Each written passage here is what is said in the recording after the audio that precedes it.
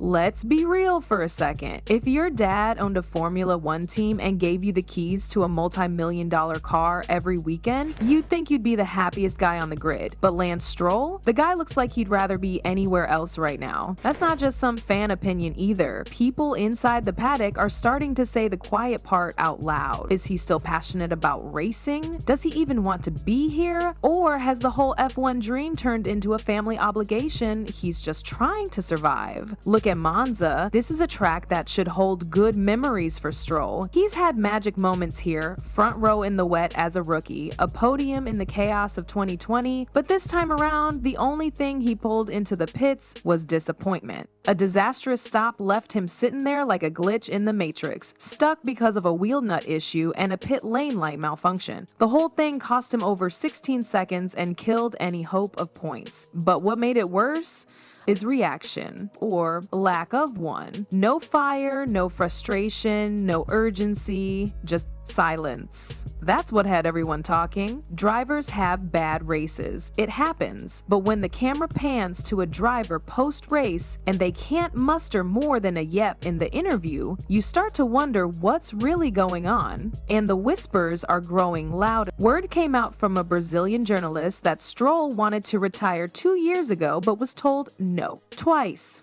And not by a team principal or a sporting director, by his father. Lance Stroll, the billionaire boss of Aston Martin and the man behind Lance's entire F1 journey. If that's true, then we're not talking about a slump, we're talking about a driver who's been emotionally clocked out for years. And here's the tricky part. You can't really talk about Lance Stroll without talking about the weight he carries, because he's not just a racer. He's the centerpiece of his father's empire. Aston Martin isn't just a team, it's a project, a legacy play. Lance Stroll didn't spend hundreds of millions just to build a fast car. He built a monument with his son's seat at the center of it. You think he's going to let that crumble quietly? That's the pressure cooker Lance lives in, and it's showing. On paper, he's still in the points this season, sure, but dig deeper and the stats are brutal. He hasn't outqualified Fernando Alonso in 27 consecutive races. Let that sink in. Alonso's 42. He's been around longer than some rookies have been alive, but he's still squeezing every ounce of performance out of that green machine. Stroll, on the other hand, looks like he's coasting on fumes. People like to blame the car, or bad luck, or pit stops gone wrong. But over time, the excuses wear thin. What you're left with is a pattern. A driver who, for all his natural talent and all the opportunities that money can buy, seems completely disconnected. And if you've been watching closely, that disconnect isn't new. It's just finally becoming impossible to ignore. Because even if you don't believe the retirement rumors, the way Lance carries himself out there suggests he's racing with a leash on, like he's doing it for someone else. And that's where the drama really starts to boil, because if a driver doesn't want to be there but stays because someone else insists, it's only a matter of time before everything falls apart. Aston Martin isn't just building cars anymore, they're building a future. With the 2026 regulation changes looming, the team is investing like a heavyweight contender preparing for a title fight. They've got a brand new factory, a wind tunnel that's been years in the making, and they're bringing in some of the sharpest minds in the sport. Adrian Newey's name has been floating around, and even if it's just rumors, the message is clear. This team isn't here to make up the numbers. They want wins, championships, glory. So what happens when half of that equation is underperforming? What happens when Fernando Alonso is dragging the car into Q3 and fighting for podiums while the other seat looks like a void? That's the problem Aston Martin is facing, and it's no longer just about Lance Stroll's performance, it's about the optics, it's about image. Because Formula One is a shark tank. Sponsors, partners, investors, they all want to be part of a winning story.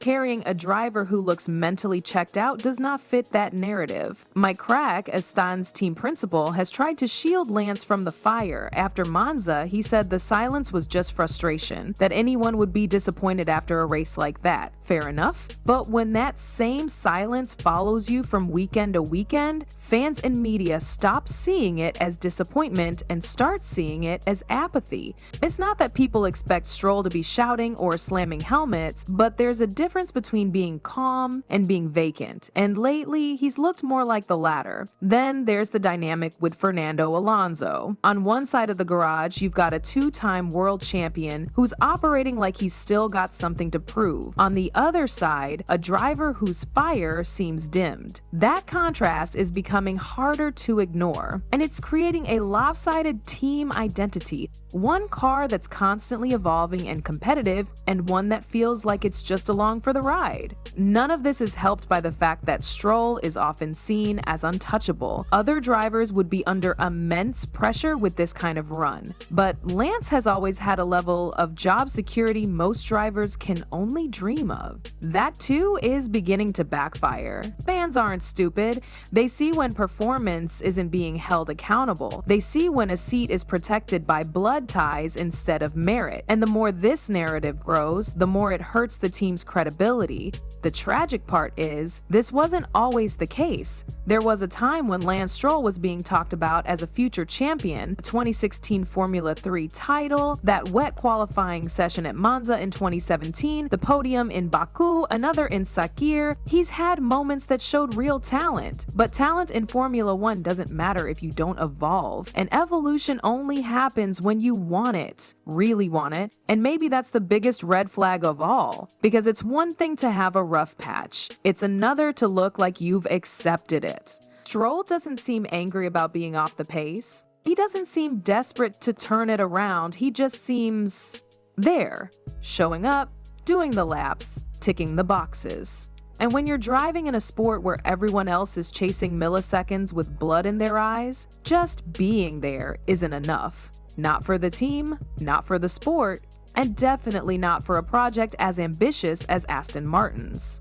There's a crossroads coming, and everyone inside Aston Martin can feel it. Maybe they don't say it out loud, but it's there. In the pit wall glances, in the press conference deflections, in the way team updates talk about development plans without mentioning driver growth. The truth is brutal. You can't build a team for the future while dragging along someone who might not even want to be part of it. And Lance Stroll's future is no longer a question of talent. It's a question of will. Formula 1 has seen drivers walk away before. Sometimes it's health, sometimes it's burnout, sometimes it's just the realization that the fire's gone. Nico Rosberg left at the top with a championship trophy under his arm. Kimi Räikkönen stepped out with nothing left to prove. But Stroll? If he left now, it wouldn't be with a bang, it would be with a whimper. And that's exactly what Lawrence Stroll has been trying to avoid.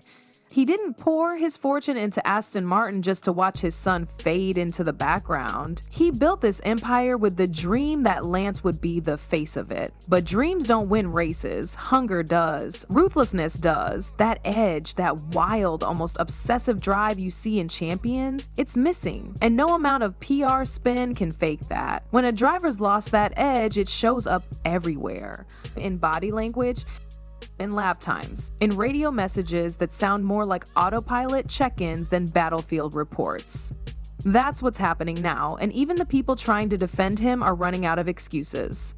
The Canadian press still gives him the benefit of the doubt. They highlight his age, just 25, and talk about his potential to bounce back. But potential is a ticking clock in Formula 1. Everyone has it. The grid is full of kids who've dominated lower formulas and come in hungry for their shot. If you're not improving, you're getting left behind. That's not a critique, it's the reality of a sport that never stops moving forward.